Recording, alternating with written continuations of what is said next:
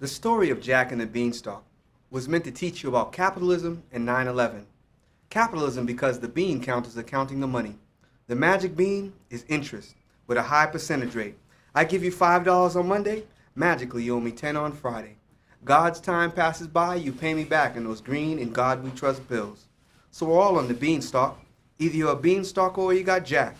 Because Jack is going to climb the beanstalk and steal the coins, the hen, and the heart from the giant that says, "Fee, fi, fo, fum, I smell the blood of an Englishman."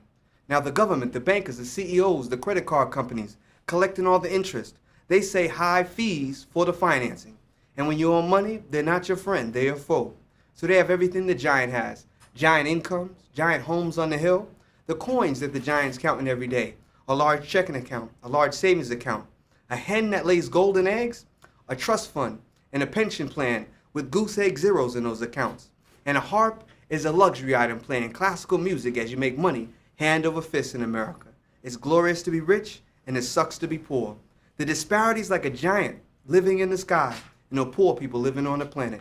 And we've definitely given away our cow. Every time we buy a gallon of milk from the corner store, by default, the American dream doesn't have a cow in the backyard. Nobody walking up and down Commonwealth Avenue with Betsy the cow. So yes, they tell this story to the children when they're young, so when they get in the workforce, they'll go into debt and finance everything to hold up the capitalist system.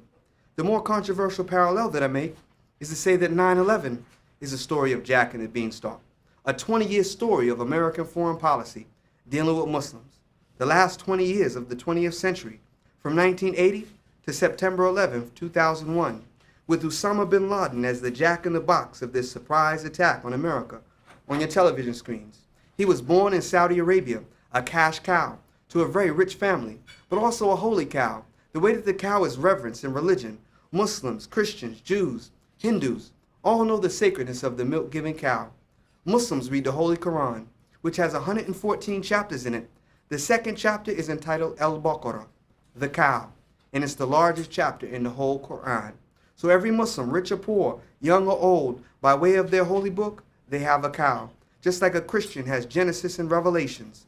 So I believe young Osama bin Laden gave away, traded his cow in Afghanistan in the 80s, the fight against communist Russia, with America supplying the beans. Camouflage jackets, full metal jacket clips, Stinger missiles, surplus supplies. You have to ask old man Reagan's Pentagon for the receipts. So the five-sided building's resources definitely given to Muslim Mujahideen fighters in the 80s. In 1989, these group of ragtag warriors kicked Russia out of Afghanistan. The swap was complete. The Berlin Wall came down. It was the end of the Cold War.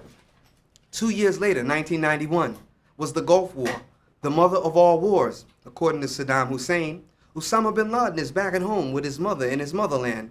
She takes his newly acquired camouflage beans and throws them right out the window by allowing American forces to build bases in Saudi Arabia, take off jets to fight against the neighbor Iraq. So just like Jack was upset to see his beans thrown out the window, so was Osama bin Laden upset to see these American forces right outside the kingdom. So what happens in the story of Jack and the Beanstalk? The next day, Jack finds a beanstalk going all the way to the clouds. Well, 2 years later, 1993, there's a bombing at the most jacked up real estate prices in the world. The World Trade Center basement bombing. I say like a plant shook from the bottom all the way to the top because the communications tower on top of the building shut off for 8 hours that day from a basement bomb. Jack is at the bottom of the beanstalk, foreshadowing a plan 8 years later, September 11th, 2001, a plan involving hijackers out of Boston, Massachusetts, Beantown, Boston baked beans. They show you Muhammad Atta going through security at Logan Airport. That's the head hijacker. He goes in the sky, hijacks United and American planes. These are the coins that the giant America counts above the sky every day. A screen with blips representing planes at the Air Traffic Control Center. How many did Jack have that morning? We're told 4. Headed west towards Los Angeles. Hijack with jackknife box cutters. Headed towards Lower Manhattan, where they definitely hit the jackpot. Fee, fi, fo, fum, I smell the blood of an Englishman. In New York City, New Jack City, feel the fumes of the fires. Everybody remembers that morning when the Twin Towers looked like 2 burning cigarettes. The restaurant on top of the World Trade Center sold golden Cornish hens on the menu. But people jumped out the buildings like birds that can't fly and crack like eggs on the ground. But these are the political golden eggs. Give their families millions of dollars immediately. We'll build another tower in their memory. We'll read their names off every anniversary of September 11th. So, 50,000 people die on the highways and roads in America. Are those the golden eggs?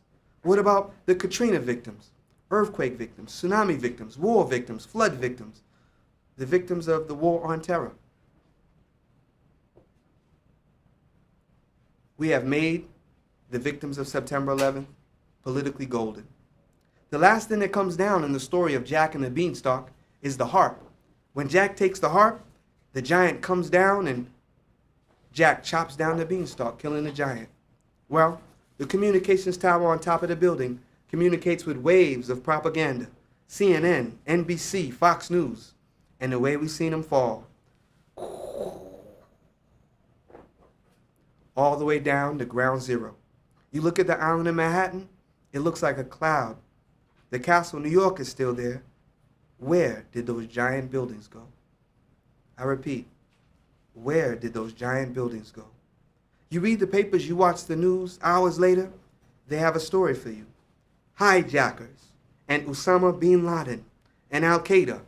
We are now living in the post 9/11 world.